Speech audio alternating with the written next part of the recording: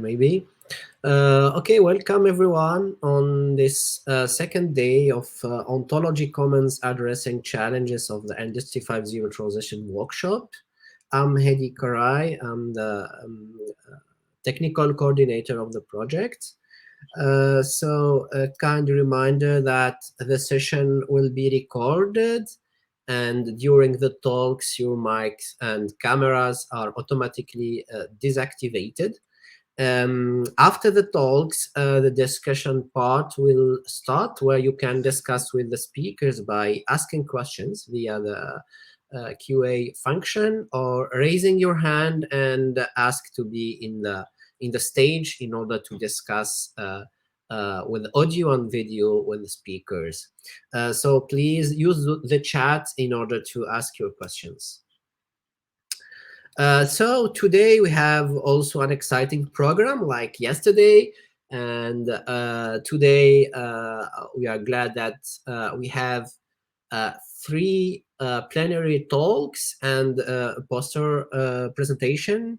So in this morning session we have two keynote speeches on ontologies for everyone, and the second one, Ontology Ecosystem Toolkit. The first talk will be presented by Peter Murray-Rust, and the second one by Valentina Presutti. The afternoon keynote speech will be ensured by Mara Abel from Brazil, that will present ontology in petroleum industry. So after this morning plenary talks and poster presentation, we will have a short break, and then we will have 2 sessions, 2 parallel sessions, one on establishing a knowledge exchange space, and the second one about user experience on ontology engineering tools.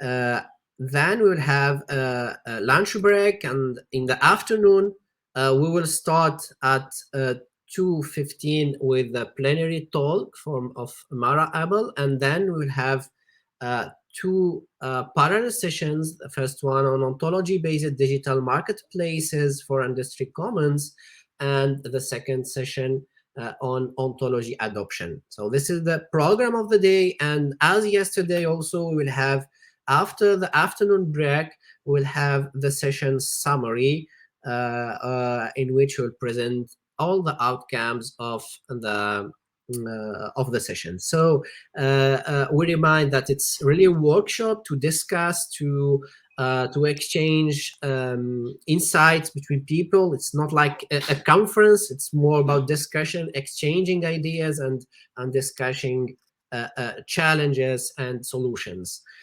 So thank you very much. And now we will start with our first keynote speaker, Dr. Peter Murray-Rust, who will talk about ontologies for everyone.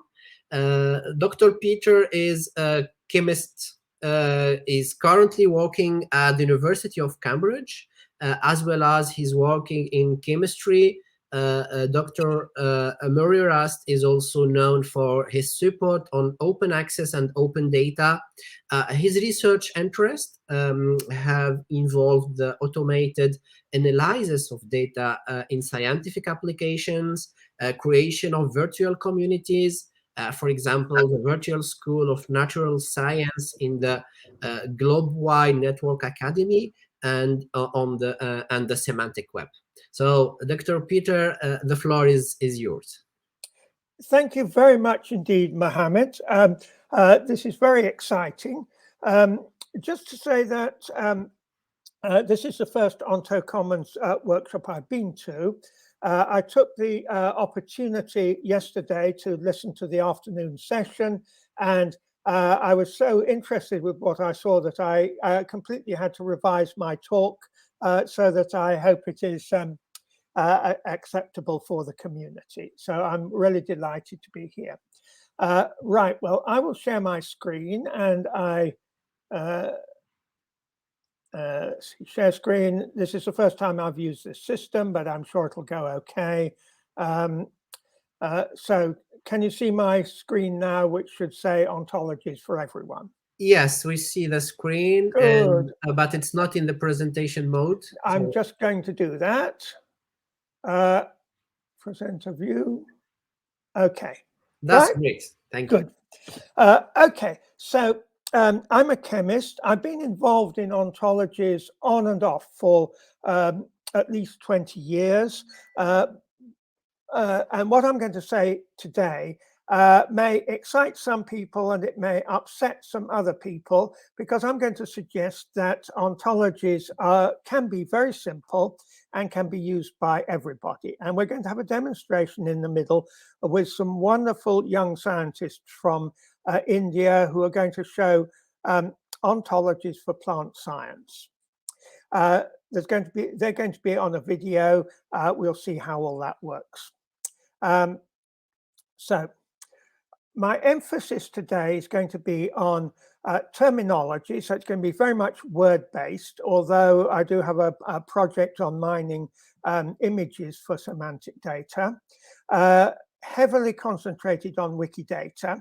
And I don't know how much people here know about Wikidata. I'll assume not very much. So if you all know about it, switch off and do something else till I stop talking about it. I'm going to stress the dynamic aspect of ontologies. Wikidata is updated several times a minute, so we have something very rapid. This is going to be very lightweight, so people do not have to conform to strict rules when creating input to this. I hope it will be fun. There will be some demos. My domain of discourse is going to be mainly plants and chemistry, although I have been working in Cambridge with group on battery materials, engineering. So the techniques I describe here are going to be applicable really for any subject. And there's going to be no heavy stuff, no OWL, first order logic or protege. So if that disappoints you, see if you can see where this is going. And I have a strong purpose. I want to mine the whole scientific literature automatically for everything. You're going to see plant chemistry today, but I want to mine it for diseases, for politics, for everything that comes out of the scientific literature. And the difficulties there are not technical, they're political. But I'm not going to say much about the politics today. Okay, so Wikidata, for those people who don't know it, is a knowledge base of about 100 million items and about 10,000 properties. And this is how it's set up. This is a typical entry for Douglas Adams. It has an identifier, Q42, that's called an item. It has and then you can have, you can have properties. So this says that the property of being educated at has the value St. John's College. And everything is very triple based here, but some of the triples also have qualifiers. So this triple is the educated triple, but it's qualified by dates. And this gives you something very expressive, but also something which is a very easy entry for almost anybody. And most of the people who edit Wikidata are not ontologists, but I think they're doing an absolutely brilliant job. So let's look at me in Wikidata. And the first thing you see is that it's multilingual. So this is me in different languages. If I switched, I could find it in Hindi and in Japanese. And you can see here the description, which is not a semantic field, is aimed at different language speakers. There are very regular edits. This is edits to my Wikidata page. I have a completely separate Wikipedia page.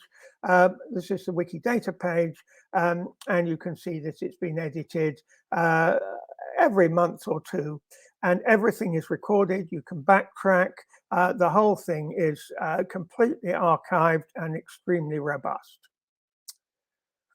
So a few more things. Here's my academic family, my supervisor, people that I've supervised, my name in different scripts and languages, various IDs. So Wikidata is very keen on IDs, and we'll see that in a minute. It's really a clearinghouse for IDs, and that's when it's huge values that you can find IDs for almost anything. Picture of me, various statements here. Date of birth, I have not given my day and months for security reasons, but my year is 1941, so I'm 80 years old. Okay, back to our emphasis again. So I'm going to show aspects of Wikidata and how we use this in a terminological approach. So the whole idea is that we are looking for words which occur in documents, and then we're going to see if we can interpret those, add semantics to them, using mainly Wikidata. Okay, so I'm going to use the words terminology, dictionary, knowledge graphs, ontologies, metadata, and data probably rather loosely. Probably what I'm talking about is a knowledge graph. And here's Kingsley from Virtuoso, who says that a knowledge graph is a collection of entities, entity types, and entity relation types. That's an intelligible web of data informed by an ontology. Now, I hope that's okay for most people. I have sometimes referred to the knowledge graph as an ontology and sometimes to metadata as an ontology. And in this community, that's probably sloppy. So you won't see the word ontology too much in my presentations. And much of it will be a knowledge graph based on triples. Are we okay so far? I can't actually see my chat on this, so we'll have to go through and hope. Right, so a little bit about my history. I'm a chemist. I retired 10 years ago, and then I started out with this goal to mine the whole literature and set up a non-profit called Content Mine, whose goal is to liberate facts from the scientific literature. Scientific literature, for those of you who are not scientists, is something like 5 million documents a year, publications altogether, and probably 60–70% of those are in science and medicine. So a huge amount. By the time I finish, there will be 100 new documents in the scientific literature. That's the rate at which they're coming through. So you have to have machines. So I set up this organization. And I also had to get involved in politics because people were saying, oh, well, you're not allowed to use machines to read the literature because it breaks copyright and all sorts of stuff. So I fought the political battle to get the rights to mine these documents. So the history of what you're going to hear about today started about 8 years ago when my colleague Jenny Malloy went to India, met Geeta Yadav and some of her group in Delhi. We ran a virtual seminar on content mining. And as a result, I won't go into the history, culminated in a big event 2 years ago at the National Institute for Plant Genome Research, where we ran a workshop on mining crops in India.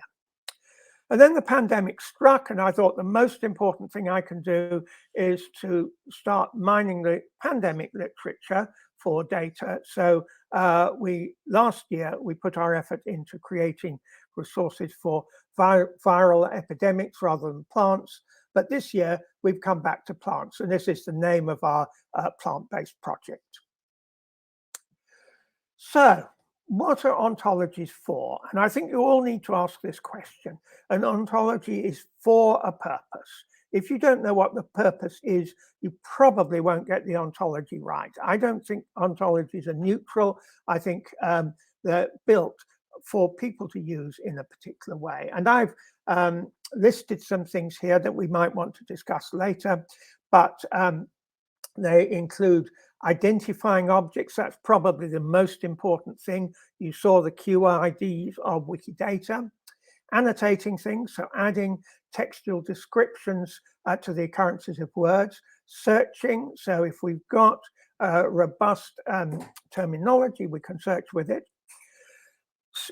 Often constraints. You want to say, as I'll show in crystallography in a minute, you want to constrain the way that the ontologies are used. However, it's also a basis for computability. That is, that you can take data and using an ontology, you can automatically transform that data into other things. And I'll show you maybe a brief idea of that later. Very important for translation. Translations at all levels, between human languages, like Indic languages, between data in different representations, and even in for ideas. Linking, that by putting the links in, we can build this web of the semantic web. We can combine it. And then an idea which I haven't done very much, but I'm very excited about, is the idea that when you use an ontology, every time you use it, you can record what you used it for. And therefore you have both a record of what you've done, but you also have a weighting of why you've used it. In other words, let's say you've got a disambiguation. You want to know what the word root, R-O-O-T means. Well, it can mean a bit of a plant. It can mean a square root. It can mean part of a tree or whatever. And so you want to say, well, I use root mainly for plant roots. And therefore, when I search for the word root, I want it weighted to look for that if there's an ambiguity. Business logic, many of your ontologies use for business logic. And then, unfortunately, ontologies are used for political control. They're a very powerful political weapon. And George Orwell showed this in 1984, where the ontology consisted of about 300 words. And that was the only way that you could express your thoughts in his dystopia. So I want to see what your ontologies are for. And some ideas of the various axes. Many of you have constrained ontologies, but I want to explore unconstrained ontologies. Some people would call those possibly unsupervised. In other words, we don't know where we're going to go, and we increase the ontology by what we find out in the real world. We can have consistent versus inconsistent ontologies. And our ontologies that I'm going to show today are extremely inconsistent. And that's a virtue because they're easier to edit. They can be top-down, top-level ontologies, or they can be bottom-up. And we're going to show bottom-up ontologies where people collect discourse and usage and then move it up the system to be compatible with top-level ontology. They can be static. Many ontologies are static. They change every 30 years, or they can be dynamic. They can be dynamic in time. They evolve over time, or they can become broader. They can be used by humans, or they can be used by machines. And they can either give you freedom, or they can give you control. Now, here's Wikidata, and this is Lydia Pincher, who runs Wikidata in Berlin, Germany. And I've just come back from Wikidata Con, which blew my mind. It is a fantastic community. If you haven't come across Wikidata, get involved because it really buzzes. And you know they are doing. They're going to every area of human endeavor. And she's tabulated some of the problems that they've got: semantic drift, cycles, redundancy, mess with superclasses, problems with concept, inconsistent, etc. You all know these, but Wikidata knows them, and and we're going to have a big cleanup in the world. With 100 million terms, Q items, we've got to do something about it. And this is the most important phrase: real world is a mess. So all of you who've built ontologies to work with the real world know that, you know, you either have to constrain the world to your ontology, or you have to constrain your ontology to the world. And we're doing the latter. Okay, why is it important? Well, this came out some 40 years ago. It's a scientific paper, and it said that Liberia has to be included in the Ebola and Marburg virus endemic zone. And what they were saying is, watch out, Liberia, you might get an Ebola epidemic. That's all that's saying. And they got it. And the tragedy of it was that this was behind a paywall, so nobody read this paper. And, you know, 10,000 people or something like that died in Liberia. And the Ministry of Health in Liberia said they were stunned by that. So that's one reason why we're trying to use machines to read the literature and to alert people to possible problems in any field, but particularly in you know, threats to global sustainability. Okay, so here's my experimental rat. Here's Ratty. I have little animals to help.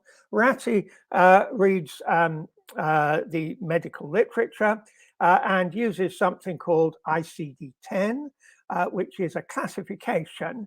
I tend to call it a dictionary, but it is all the diseases in the world and many of the morbidities, and it has a purpose, and the purpose is for reporting diseases and conditions on a national level. It's not for diagnosis, it's not for all sorts of things you might think. It is for a specific purpose, reporting diseases. But it's been modified in the USA to be a tool to report to insurance companies. And here we can see how ontologies actually alter the world or constrain the world. For many years, the transgender was listed in the Diagnostic and Statistical Manual, which is primarily American, as a disease, right? And now Denmark has declassified it, so it's no longer in Denmark a mental disorder.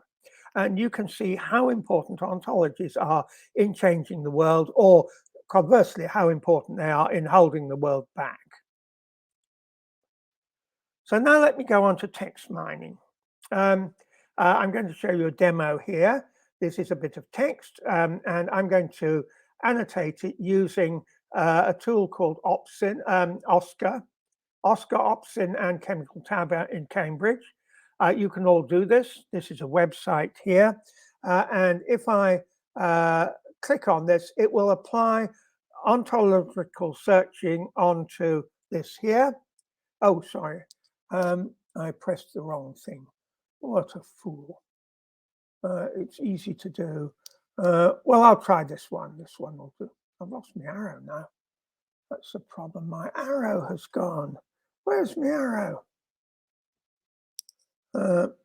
It does this sometimes. Let's go back and do it again and press the right button this time. What happens is the arrow disappears. Okay, I'm going to process text. There we go. Now, that is not a canned demo. That's sent it off to Cambridge. Cambridge has done, the software that Lisanne in my group wrote has done natural language processing and has picked up every word and every phrase in that. And so if I want to know what 4-hydroxypiperidine is, I can mouse over it. Well, that'll be good enough. And you can see that's one of the different ones. It's worked that out on the fly. It hasn't looked that up. It's actually taken that name and translated into chemical components and redrawn it for you. And without this cursor, I can't show you, but the whole of this is in semantic XML under the skin. Okay, let's see if I can escape from this problem. we'll kill that one and move on. That's another one in materials. That's what it looks like. Okay, so I'm going to pay homage to the crystallography community, and I'm part of this. For 30 years, the crystallography community has been working on CIF, which is an ontology, but sorry, they call it a dictionary, right? And in this, they have created metadata for many thousand crystallographic terms. So you can see here the typical data entry for melting point, and it shows you its identifier, its classification, its data type, ranges, everything, right? Okay. And in the next slide, you can see an example. So that's what it looks like. And this has been used for 30 years for reporting crystallography. And crystallography is, I think, the most advanced of all subjects in terms of community distributed reporting of and publishing of science. To stress, this is not the ontology centrally controlled, but the activities are by individual chemists. So what I'm going to do now is to ask for a video to be shown. So I'm going to stop screen sharing, if I can find out how to do it. And we're going to have a recorded presentation by wonderful interns from India, mainly. Yes, I think I've killed that. And so can you take it away and show us what Shweta and her colleagues in India have been doing with plants? I'm Shweta Nagde, and I'm currently an intern at CP Open. And today we are here to talk about how Wikidata has been constantly supporting our open science project on plant chemistry. So before we get started, let me go ahead and give you the outline for the whole presentation. I will first spend a few minutes talking about why we are mining the plant chemistry literature.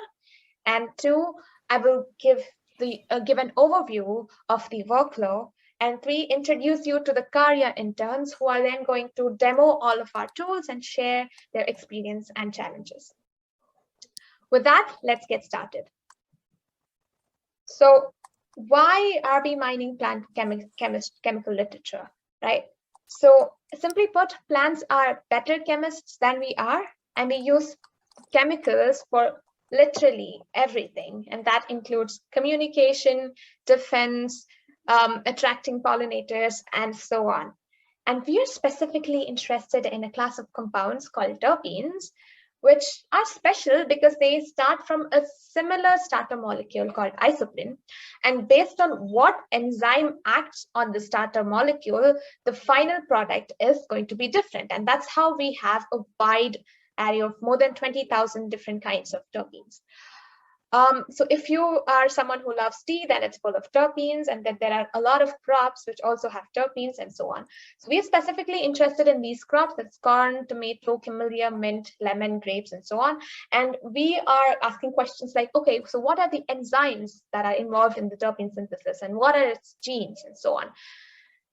So given the large amount of scientific information that's out there in the literature, thanks to the recent advancement in bioinformatics and gene sequencing and so on, there is a lot of untapped potential in the scientific literature that we as scientists can make use of and make inferences, right?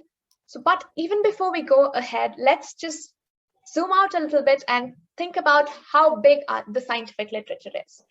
So if you were to give you a little bit of context, if you were to hypothetically print out a year's worth of scientific publication and stack them up, the height that it would reach would probably be greater than that of Mount Everest. And that's how huge the scientific literature is. But sadly, you can't make use of all of the literature that's out there unless you pay. So to answer some of the questions that we have, the research questions that we have, we turn to the 30% of open access papers that's out there. So now that we are going to look into the scientific literature for terpene synthesis, how do we actually go about doing it? Well, if I were to manually do this, I would have to first find and download these papers, which is, we have thousands of papers that we've got to download. And then we've somehow got to read the papers and annotate and make notes, right? And then somehow, based on my readings, I've then got to comprehend, interpret, and infer such huge amount of data. So how would I do that, right? So that's where CV Open tools can help us. So we've developed tools which automatically download papers from open repositories like Europe PMC. That's the task of PyGet papers. Then we have a toolkit, which we call AMI, which creates what we call dictionaries, which are basically a set of terms on a specific topic from open data structures like Wikidata, and uses these dictionaries to comprehend, interpret, and infer what's out there in the scientific literature. So as I say, dictionaries are our mining tools, and we have created so many dictionaries in the past with OpenVirus and with CV Open, and we continue to create these dictionaries as we go ahead. So we have country, disease, drugs, funders, viruses, and so on. And most importantly, these are multilingual, thanks to the fact that Wikidata also catalogs information in not just one language. So with that, I would like to introduce you to the basic workflow that we will get back to throughout the presentation. So we first create dictionaries, then second, automatically download the literature, and third, search the literature using the dictionaries and link back to Wikimedia. So with that, I would like to hand it over to Karya interns. So a little bit about Karya program, which is hosted by DST Rajasthan. So it's so this program basically lets young research students to connect to real research projects, and that's how we've onboarded these interns into CV Open. So with that, I would first like to hand it over to Prachi, who is going to talk about how we create these dictionaries from Wikidata Sparkle. So over to you, Prachi.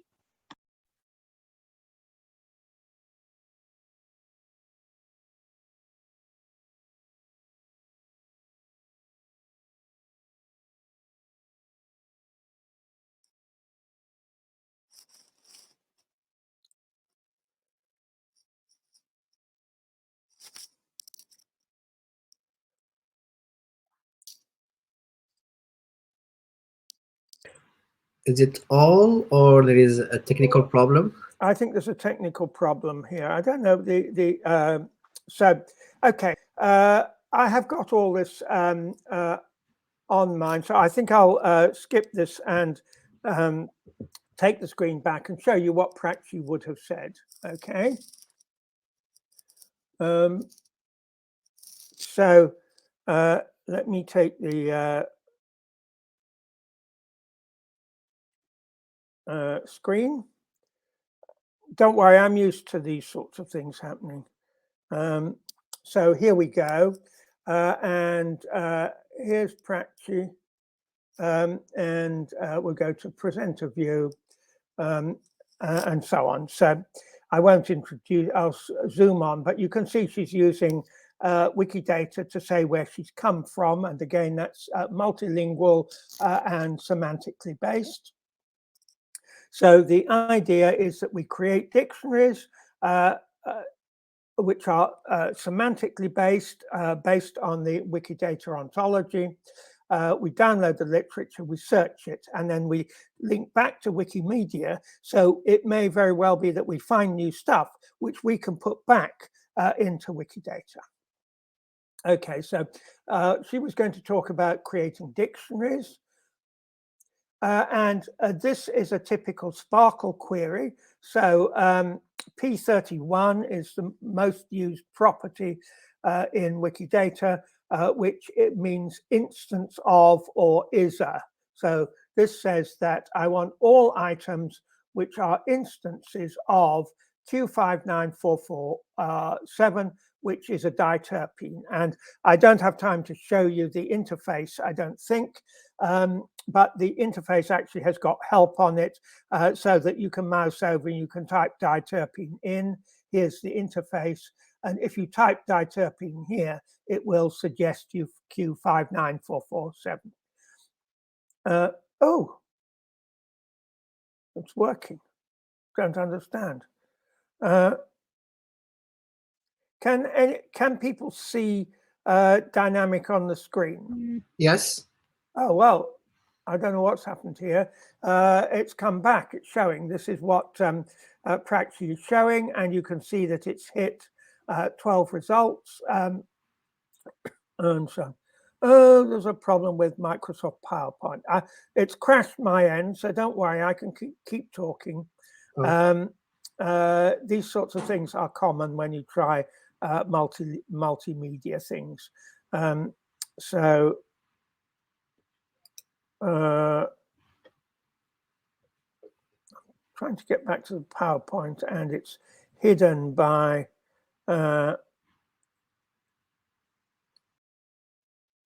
okay, we're back to ontologies for everyone. I'll go back to sharing screen, share screen. I will try and put this up on this one and share it, that one. We were ambitious, but this is a workshop. It's not a TED talk or anything. So can you all see ontologies for everyone again? Yes, it works. Good. Okay. Whiz through. Here's Prachi. So we've seen the Sparkle query, a Sparkle demo, which I would have shown you live. You get a result here, and the point about Wikidata, as you can see, here's got the chemistry in. That's completely semantic. It's represented in all sorts of ways. The coordinates are there, 3D molecules and so on. And that creates one dictionary item with a Q number and a term. And here we've got a toolkit which allows you to upload it to a dictionary. So we're putting this to our dictionary, which is called diterpenes, and we're putting that back in. And that's the Hamied process. And okay, sorry, Peter, if you can put the presenter mode. I will indeed, yes. Yes. Presenter mode. Were people able to see it at least? It may be messy, but hopefully they could see it. Yeah, presenter view, I think. Where is it? Oh, there. Right. Good. Okay. So just go back. That's what came out of Wikidata. So you can see they serve you URIs here, which are the RDF representation of that object neosembry. Put it in the dictionary, and here's what our dictionary looks like. It's very, very simple. It consists of a list of entries, but the entries are extensible, so we can put in things like images, we can put in synonyms, we can put in regexes, we can put in code. So because it's loosely constrained, you can actually put in a huge number of exciting features into it. Okay, so what we do is we build communal ontologies. It's based on ideas coming from the life science community. So one of the first there was gene ontology, which wasn't an ontology to start with, but now is. And you can see here, we've got gene names in it, we got plants in it, and we got links to proteins. And these are the sorts of pictures which you've probably all seen, but these are linked open data, and most of the open bioscience can be found somewhere in here. This is the bioscience down here, the pink ones. I think this is now the life sciences. It's centered on DBpedia, and you can see here are some of the plant ones, chemical ones, and so on. And this is what it looks like. I think that's rather pretty. Life sciences over here.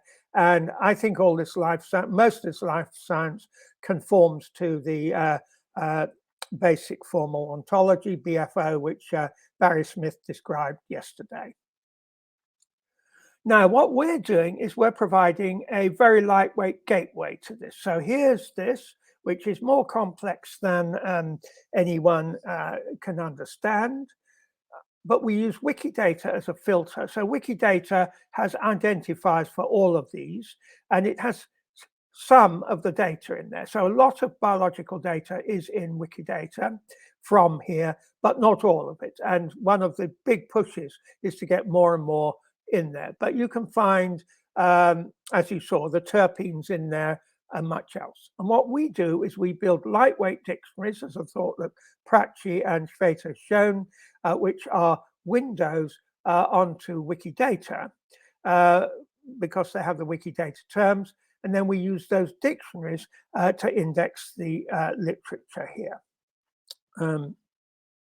So let me I'll skip over that. That was showing us adding a particular new property to Wikidata.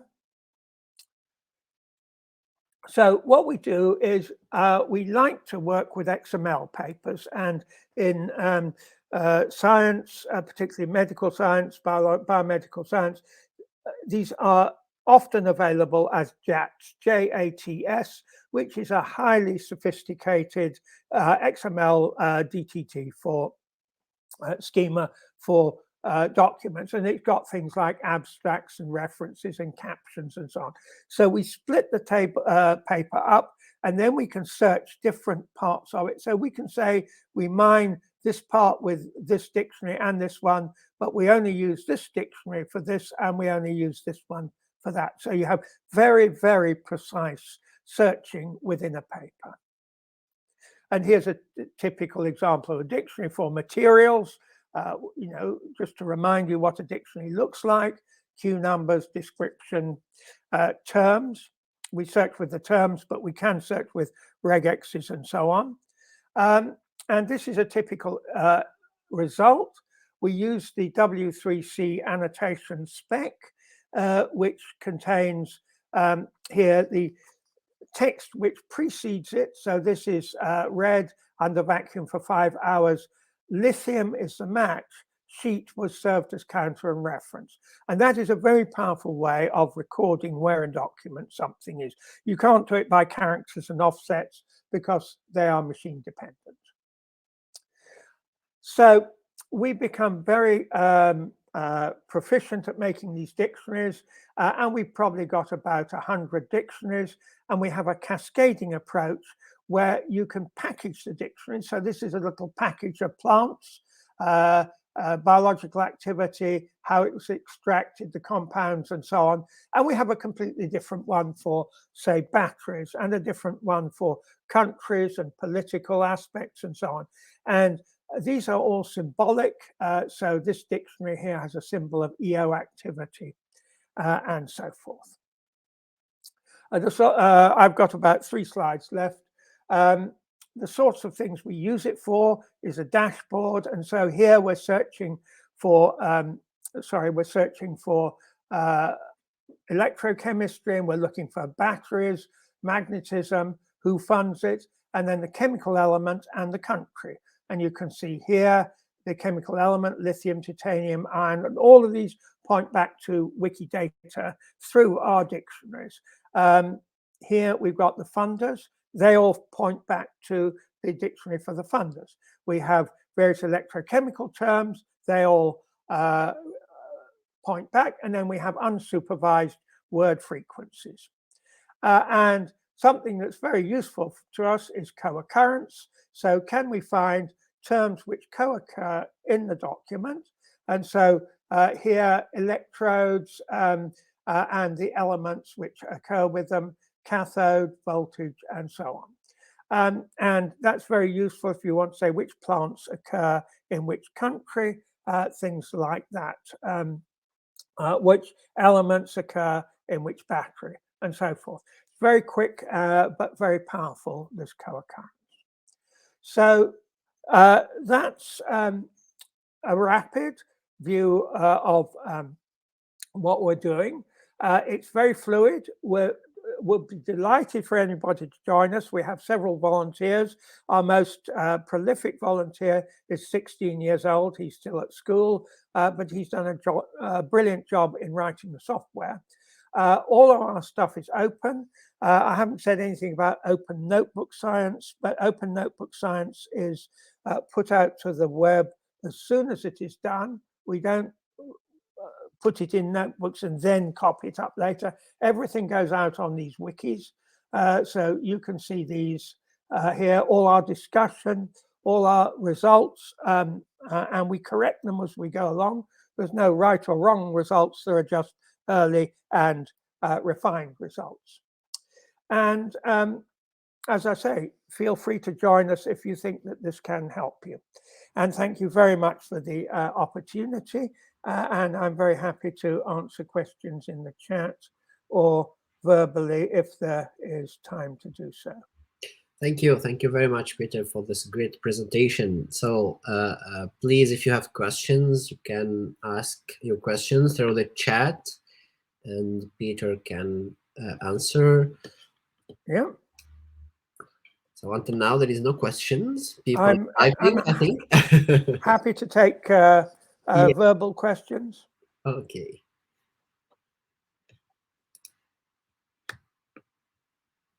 So there is Gerhard who would like to join.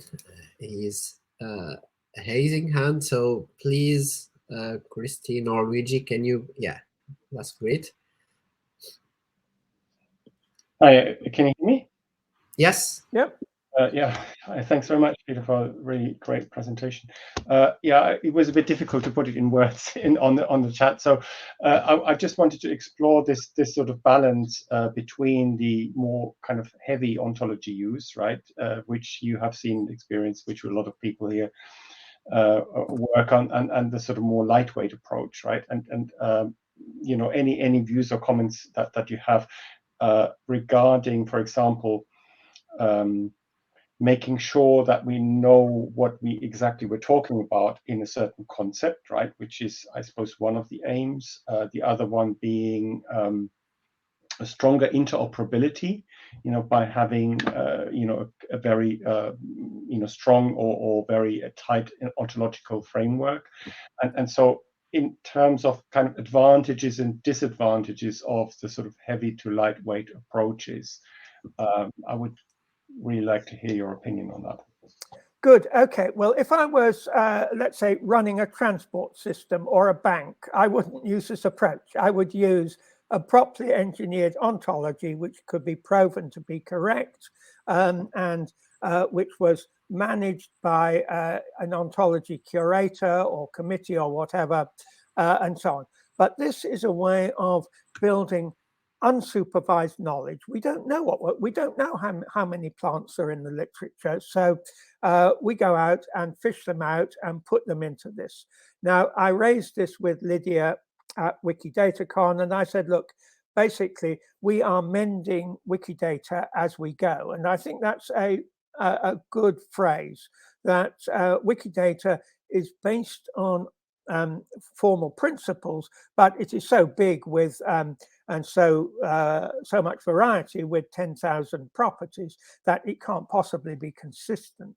So what is happening is the same sort of thing happened with Wikidata, with Wikipedia, that there was something called info boxes, which were a mess, and then the Wikidata community, the Wikipedia community, sorry, has sat down and started to mend the info boxes, have a complete consistent approach.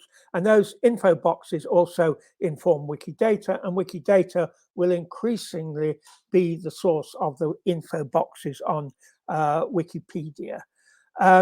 So I think what we see is this, this is very early adopter stuff, always the idea that there's going to be a version 1.0. This is 0.1 for a lot of these things at the moment. And the thing about this is the human is in the loop. So to take another example, in the 1980s, people built hypermedia systems, things like Hyper-G and Microcosm, and they were great systems, but they required exact maintenance. You had databases of links, and the genius of Tim Berners-Lee was to say, let's put the link in the document, and if it breaks, it doesn't, it doesn't break anything, and because you've got humans there, humans can deal with a 404, a machine can't.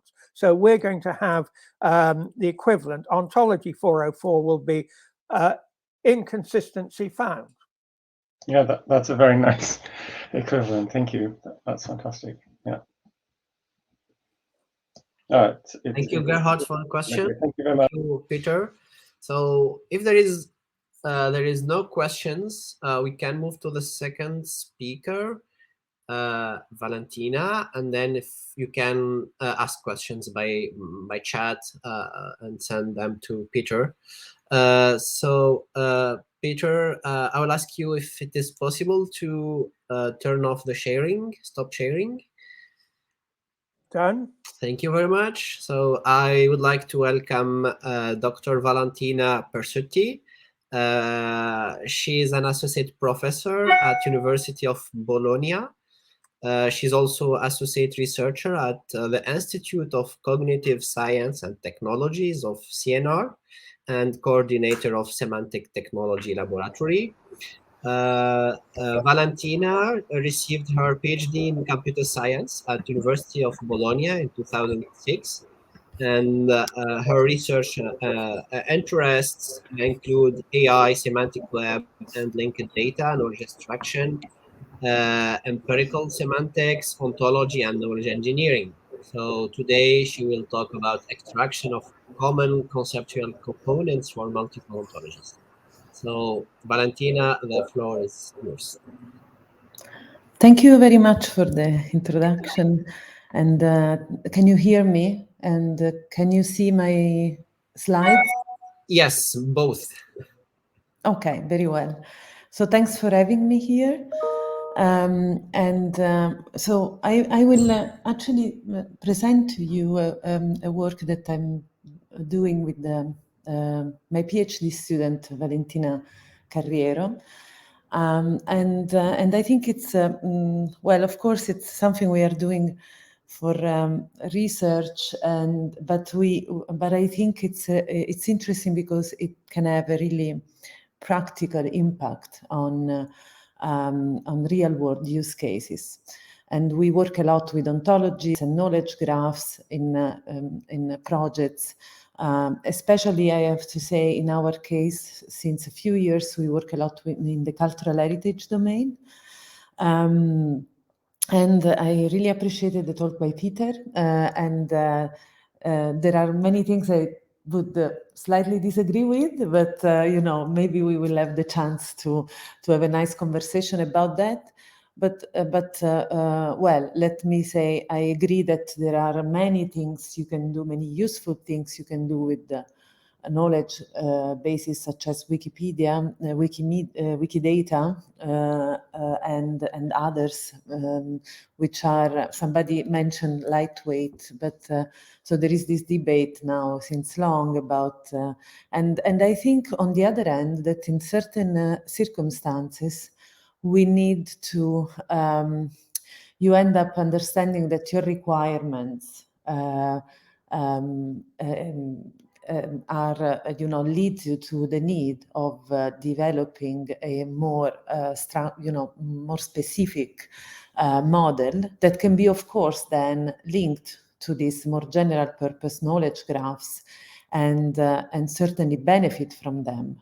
But that they could be not enough. This is also why we see that there are many different ontologies. And what I'm going to present now is also a way to address the complexity of understanding the ontologies that are there and that you may want to reuse, including Wikidata.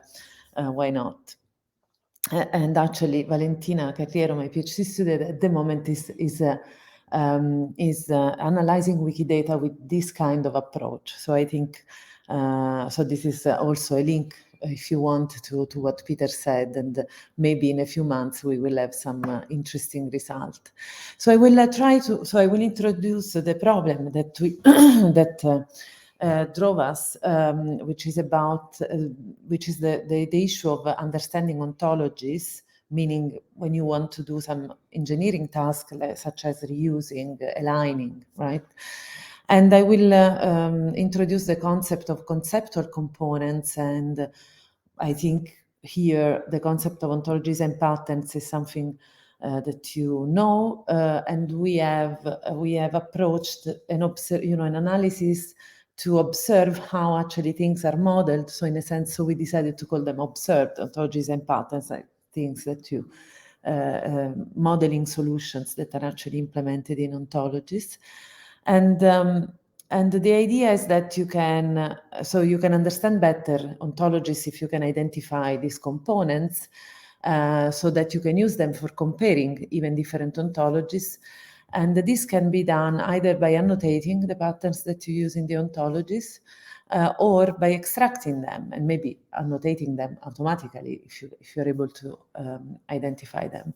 And how this can be used to build catalogs of modeling solutions, ontology patterns. And I'll show you, if the time will allow me, some experiments and results on 2 corpora of ontologies that we have used for testing our approach. So what I was introducing before is that actually, we all know knowledge graphs use heterogeneous schemas, and the ontologies that are used to model, to organize them, they are diverse, and the implementation, the design choices that they apply are different depending on the requirements of the specific case. And when we approach an ontology project, I think we would agree that one of the things also, which is one of the, the recommended good practices, on at least on the semantic web, is, we want to link them, right? So we want to be linked, otherwise we lose most of the benefit of all this. And this means, however, to analyze existing ontologies and understand if they can be reused for our case. Or maybe we just want to match, to align to the concepts that we have in common with other ontologies, so we can link also our data and support interoperability. We may want to evaluate an ontology based on certain criteria, and so we need to understand it again. And of course, we may want to query knowledge graph, so we want to understand the schema so that we can query different ontologies. So this is still an issue. So it's hard to open an ontology in Protégé or whatever you use, and understand what is there, and if there is something, so making sense of what is there. Of course, you can have documentation and things like that, but clearly, so when you look at it, you really need to spend a lot of manual and intellectual work to understand it. So it's like when you reuse a software developed by some other. Certainly the documentation help, but there are things that, but anyway, it's not easy to go through it. And there are some methods for summarizing ontologies that support us in this task.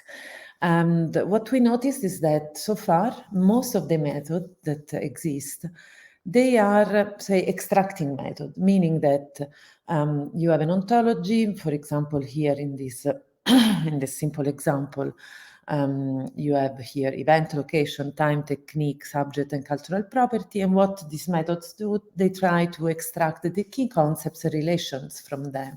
So you can see what are the main concepts, the key concepts of an ontology. So this is very useful. But what you don't get from this kind of a method, you don't get really, the facts that you can express through that ontology. So you know that there are certain concepts, but you don't really know how they are related. So just let me give you an example. So these facts that I'm talking about correspond to more complex structure. So, for example, I know that I need to represent membership, and membership means can be represented in different ways, right? So they are more complex structure, and so let's think at the cognitive structures that we want to model in the ontology. So they are like our conceptualizations before they are implemented in the ontology. So we call these complex cognitive structures. We used to they can be called knowledge patterns, so more abstract than ontology patterns, or conceptual components, like in this paper that has been just published. Actually, it will be presented at next KCAP. So conceptual components are the intentional counterparts of our implementations in ontology, of our ontology design patterns. Let me, I think it's an example explains this better. So you see here, do simple implementations to simple patterns. So for example, on the left, you can see that we have a membership relationship between an object and the collection. And on the right, we have still a membership relation, but in this case it's an n-ary relation. It involves also time-related information. So these two are two ways that can coexist in an ontology, or that can be two different ways of modeling membership. So membership would be our conceptual component. I need to address membership in terms of, I need to model the fact of being a member of a collection, but then I may decide to model it differently depending on my requirements, if I only need to know that an object is a member of a collection, or if I need to trace this, index this relation through time. So this is what we mean with conceptual component, and the specific patterns that you see here would be the observed patterns which implement this conceptual component in different ways. So it wouldn't be great, so we thought it would be really nice if we could analyze the ontologies, identify these conceptual components. So what are the facts that they implement, that they address? What this ontology talks about, and what are the conceptual components that that characterize an ontology or a group of ontologies. And then and then once I understand that for example, that an ontology, the ontology O1 addresses membership, but also the ontology O2 addresses membership. Okay, I need membership in my ontology. Maybe I can reuse them. Let me see how they implement this conceptual component. And then I can see whether one or the other or both can do the job in my case, or if I can just align, or how to align. So I can inspect the actual implementation. So what we want to obtain is something like this. You have a corpus of ontologies, and then you have a catalog where, let's call it a catalog, an index of these ontologies based on the conceptual components they implement, and then link to their actual implementations. Okay, so you can easier compare them. So you can have multiple ontologies and compare them based on these conceptual components, and so easier understand them. Okay, at least having an idea of a sort of conceptual map of the ontology. So how can we do this? So you can do this in different ways. So one way is to annotate the ontology patterns you use. And there is a way, so there is, I'm not going in detail on this, but I just wanted to mention because I think it's a useful tool. And it's a language, it's an annotation language. Actually, it's an ontology that can be used as an annotation language to represent, to annotate within your ontology what are the patterns that you're using. So it will be easier for who wants to reuse it or to align to your ontology to understand it. And so I really invite you to have a look at this. And then we can go with the bottom-up approach. Let's observe so what patterns are there? If how these things are implemented. So let's extract this conceptual component. And so our hypothesis to do this is that when you have a pattern, or anyway, when you have an implementation of this conceptual component, when you have membership somewhere in the ontology, you will have in a more denser internal connections between the concepts of that pattern than if you look at the density of the connections between different components. And then our second working hypothesis is that if you use the terminology that is associated with these patterns, then if you look at the terminology, then it should be semantically coherent with the relation it represents. Okay, so for example, again, membership, you will have something as member, collection is member of, so semantically coherent and close to the senses of the terms, the senses should be coherent with the relation they address. Okay, so based on these two very simple hypotheses, we built a pipeline, a method, so that given a corpus of ontologies, after a pre-processing step that we need, so basically we build a simpler graph out of the ontology that we can analyze and process with the community detection algorithm for each ontology, which does the job for the, addresses the first hypothesis that I mentioned, but I'll go there in a minute more in detail. So we retrieve all the actual implementations that we call observed ontology patterns. And these are related to these communities that we have identified. And then in parallel, we build for each of these community a virtual document by using the terminology that is there. We disambiguate it, we enhance this terminology, actually this sense-based terminology with frames.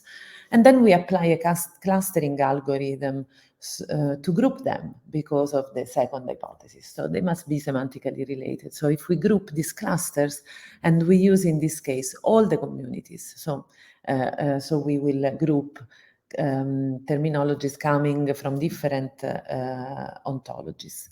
And we try to give the cluster a name so that each cluster represents a conceptual component. And by having all these things, if we succeed, then we can create the famous catalog of indexed ontologies based on the patterns and the conceptual component they address. So we have actually applied this. So we decided, okay, we need to test this, or we need to try it on real ontologies. So we used a corpus of 43 ontologies on cultural heritage. And also we took another corpus of 16 ontologies on the conference domain. This is the one used in the ontology alignment initiative. This is why we took this. While the first corpus, we built it because we are, let's say, expert in the domain, so we could handle it. So we would know what to look at, and also to understand the result. It was a good domain for us. So as I said, there is a pre-processing step before we enter the pipeline that the community detection and clustering. We basically take the ontology, and the idea is that we extract a sort of intentional version of the graph. If you like, you can see this as a transformation of the actual RDF graph of the ontology into something more similar to a concept map, okay? Why? We do this because, first of all, in this step, we want to actually keep only this conceptual and intentional relations, and also because we use a community detection algorithm that works better with undirected graphs. So we wanted to obtain this kind of representation to make it the life of the algorithm easier. So basically, if you have an ontology like this, where you have relations, the data type ontology, data type properties, and object properties, and you may have restrictions, so you may have, you know, axioms. So what we end up having is something like this on the right, which looks more like a concept map. But we distinguish so basically we reify all the properties, and we keep the information about the domain and range of these properties, so that we can reflect better the differences within even the same property used with different classes. Anyway, so the intuition is that from the axiomatized, more complex ontology, we end up having this concept map representing the intentional level of the ontology, but then we can go back to the original axiomatization if we want. So first of all, we apply community detection. So community detection aims at grouping the nodes of a network such that there is a higher density of edges within groups than between them. So this is exactly what we wanted to obtain, because our hypothesis is that so the patterns are more densely interconnected than internally than between them. So we use a state-of-the-art algorithm with some modification because by empirically looking at the results, we noticed that we could improve them by doing some. Pas mal de points identiques en fait, c'est-à-dire la distance entre eux c'est 0. I think somebody has the microphone open. Nadia, can you turn off your mic, please? Okay, thanks. I thought there was a question instead. Okay. So this is what we end up having. So basically we have from the intentional from the concept map, let's say we extract these communities that they are something like these graphs that you see here, and then we can basically go back to represent them as a list of nodes which represent properties and classes. Okay, so each of these community potentially is an observed ontology pattern, well, corresponds to an observed ontology pattern. As I say, here you can see just the concepts in terms of classes and relations, but then we can easily link them to the original axiomatization. And this is what we do. So we anyway extract the fragments that correspond to each of these community by applying very simple rules to contain, to draw a sort of boundaries, because otherwise you go out. So basically from the concepts that we have, we take the triples asserting the types, the domain and range axioms of the properties, all the inverse properties, the super and equivalent classes and properties, and then we look at the restrictions that involve at least one property in the community. And of course the annotations. And so you have basically these fragments which approximate very well possible ontology patterns that have been implemented in the ontology. Okay, so now we have many communities, each one representing a possible pattern or at least an implementation of the conceptual component in each ontology. So we have a number of communities for each ontology, and now we want to group them so that the ones that implement the same conceptual component will end up in the same container, let's say, and we use clustering for this. So now we look at the terminology that is associated with the communities. So we use what we do is that we cluster the communities according to their vocabularies. And each cluster resulting from this may, so in our hypothesis, represent a conceptual component because they should be coherent, right, semantically. So what we do is that we build a virtual document for each community and we concatenate the annotations such as labels, RDFS labels, from its entities. If there is no label, we use the local IDs. Hopefully it's not a code, but usually it works decently well. And we remove all the repetitions. And then we end up having something like this. So for a community such as this one on the left, you have a bag of words like the one that you see on the right. And but what we do is that we disambiguate this term, and then we enrich again this set with frames by using Framester, which is a lexical based knowledge graph which connects different lexical resources. And so that we can have an idea of which are the frames that relate to the scene set, but also we add some more general frames. So we can see whether, you know, there are generalizations that are shared between different groups of communities. And we use k-means and some standard approach to define the k-number to cluster this community of virtual documents. And when we do this, when we have the cluster, then we assign a name to each conceptual component. So each cluster corresponds to a conceptual component. And we use, at the moment, the approach is naive, but we can improve this. So we basically assign a name based on the frame or the scene set with the highest frequency in the cluster.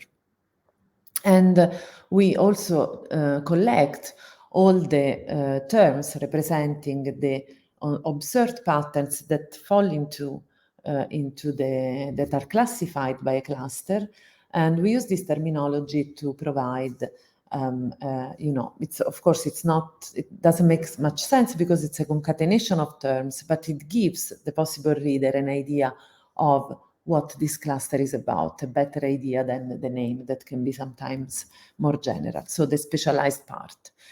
So just to give you an example, so these are two examples of communities that will fall into a cluster 25 event. So the name event is taken. So this is taken because in this cluster there are 21 communities, so 21 observed implementations that have something in common in terms of terminology, and from 13 ontologies. So they all are within the event. So this means that there are 13 ontologies addressing with the 21 different modeling solutions the conceptual component event. So they model events.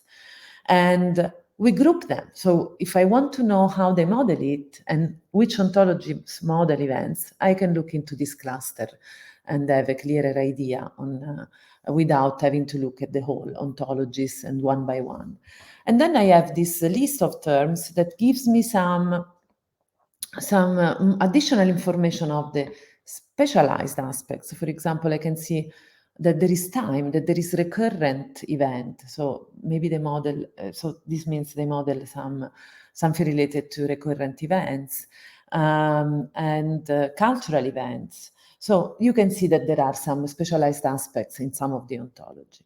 And the frame event occurs 41 times, and it makes it the most frequent. So we pick it as a name for this cluster. So once we have the clusters, we have the communities within the clusters, their corresponding observed ontology patterns, so the implementations, and of course the ontology they come from. Then we have all the components to generate, and we do this automatically, a catalog that can be browsed by humans. So what we have is that we provide an HTML rendering of this. Of course, you can do it in many other ways. And what you can do is that you can see a cluster, for example, so the conceptual component, and then from the conceptual component, you can look at the different implementations and go to the RDF implementation of a specific ontology. So you can see all the ontologies that implement that conceptual component and also inspect the actual OWL fragment that implement it. All this is on GitHub. I think in the slide somewhere, maybe I skipped, but there is a link and you can try it yourself, both applying it to your own corpus of ontology or even one ontology, and or look at the catalog that we have generated as an example. So we have run all this method on the two corpora that I mentioned before. The results are that we have on the cultural heritage corpora 1,300 communities and with an average of 30 communities per ontology, while for the conference corpus, which is smaller, we have 419 communities with an average of 26 communities per ontology, which is not that far from the other case. As for the clusters, for the cultural heritage domain, we had 100 clusters, for the conference 81, with 13 and 5 respectively communities per cluster, and with an average of 4.5 and 2.6 ontologies per cluster. Represented in each cluster. So very briefly, what I can tell you from these results, I'll be happy to answer questions on more details, or if you like, you can look at the paper. The clusters identify a wide range of different conceptual components, and we notice there are different levels of abstraction. So we have general conceptual components from both corpora, such as membership, event, categorization, so very general, that can be ideally linked to foundational patterns, general patterns. And then there are also some more specific components, such as performing arts, acquisition, submitting documents, response to proposal, measurement, so more specific for the domains. So this is an example. So you have a cluster, a conceptual component categorization, and then these are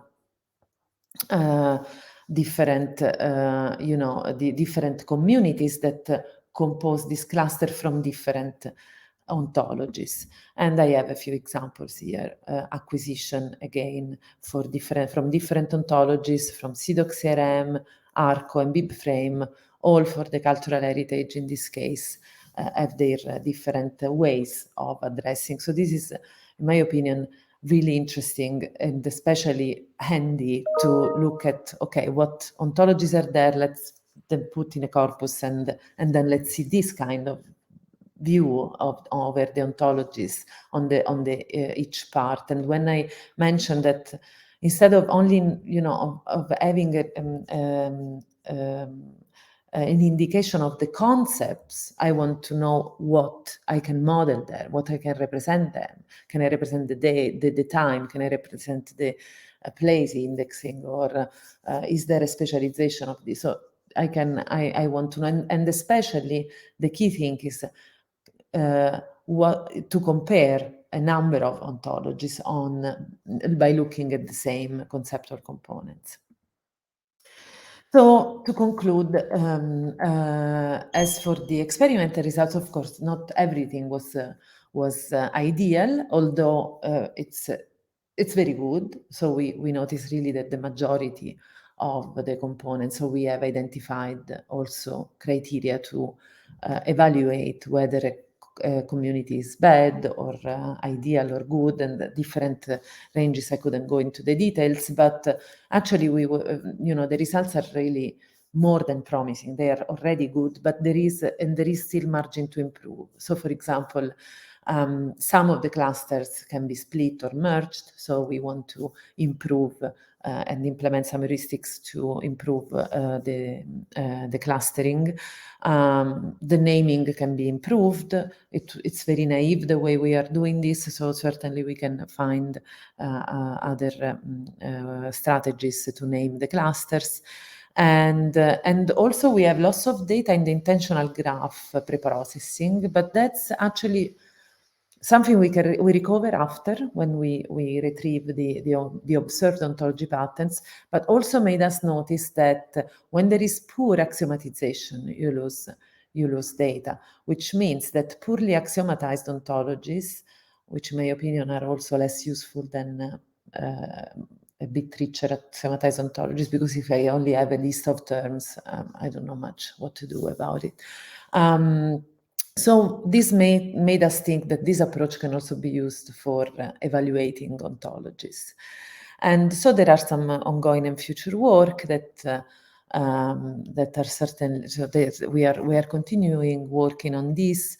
And as I said, how we can recognize in advance bad communities and identify and exploit the features of community for evaluating the ontologies, because we noticed that when there is a bad community, there is a problem in the original ontology. That's very interesting.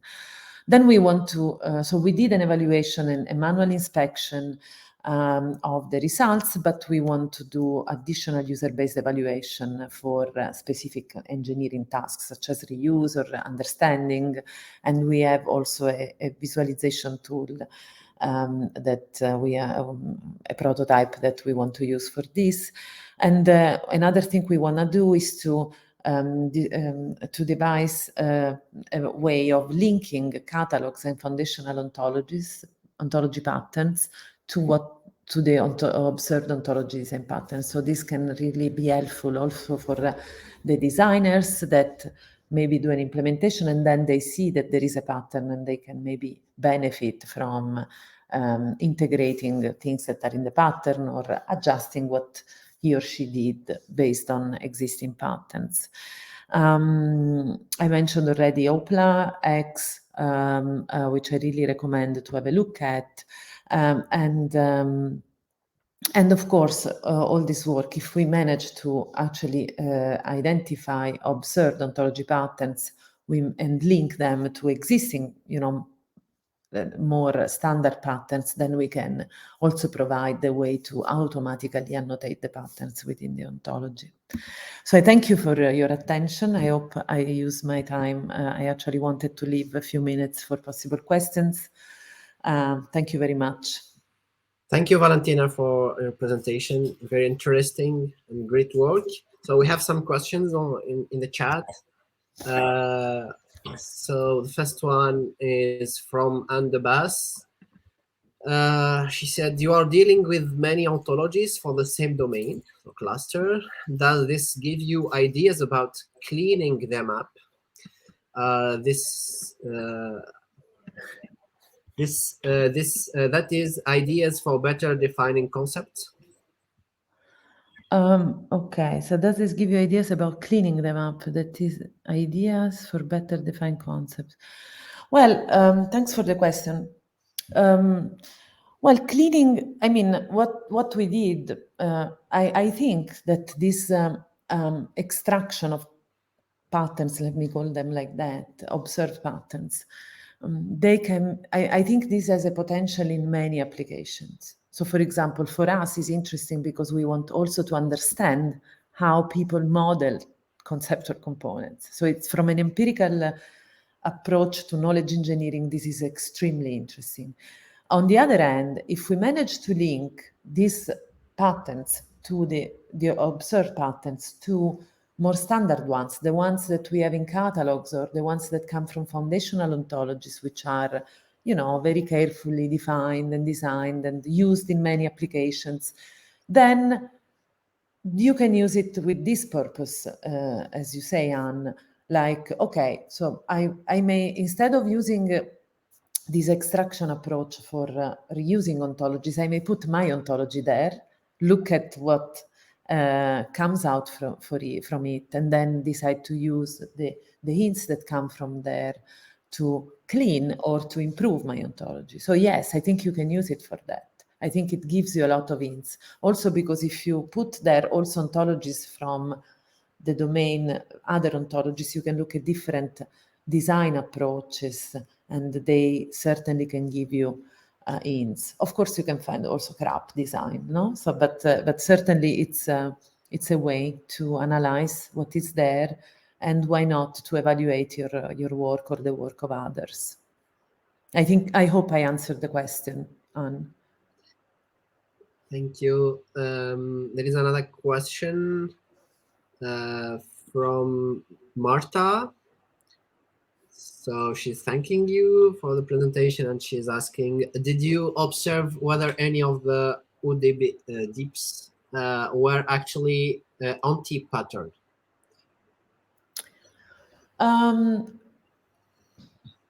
Okay.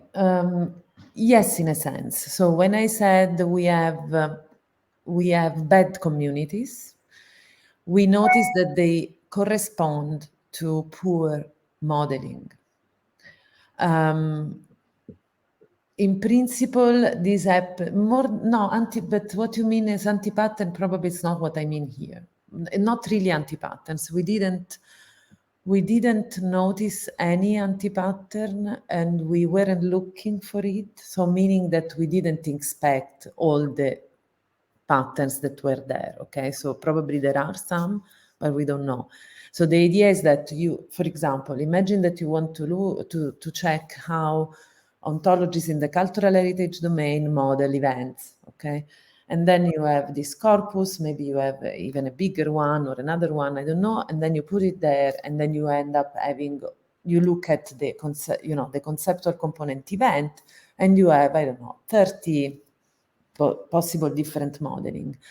Then you can inspect them, and probably you will see that there may be some anti-pattern. We didn't do this. Honestly, because this wasn't our goal, like to really inspect each pattern. What we wanted to do was to check whether, and we did this for many of them manually, that what we would get as group, as a community, and as a fragment was actually coherent with the conceptual component. So we didn't really look at the axioms, how they were, if they made sense. But certainly we had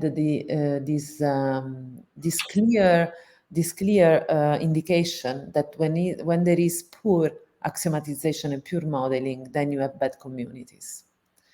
But certainly you can do that.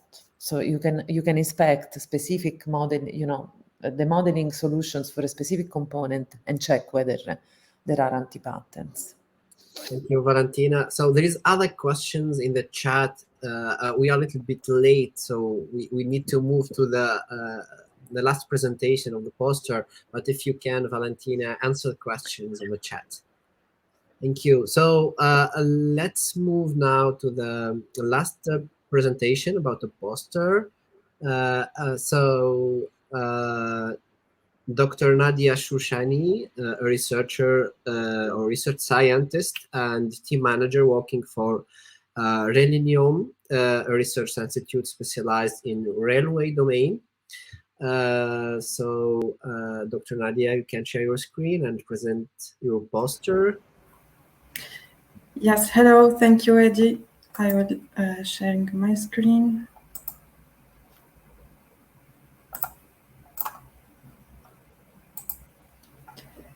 Can you see my screen? Yes. Okay.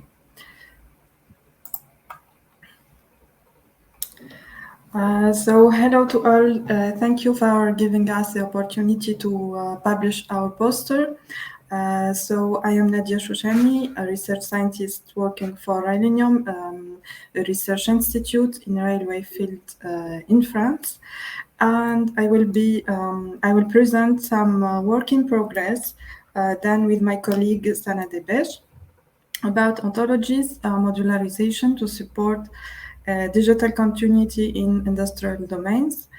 And we are working on the autonomous train project with SNCF in France, particularly on the mapping system, which is a very complex system because it contains several information such as infrastructure topology and geometry, signaling objects, and building information models. And since modularization offers scalable and efficient development by composing an ontology into smaller modules, so we try to use this incremental process to improve the management of the complexity of our system, of our conceptual model of the mapping system. So we found in the literature traditional ontology modularization techniques, which tend to divide the ontology in different modules after its development. However, this can be problematic in terms of knowledge loss and the difficulty of ontology extensibility.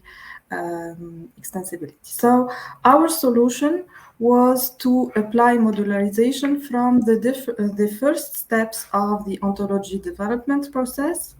Then we can deal with multi-view modeling issues and also interoperability at conceptualization level. So this allows us to have a coherent and semantic conceptual model with shared views with several stakeholders from different domains. And we have concluded that the final ontology enhances data integration through homogeneous semantics and also the completeness of the reasoning.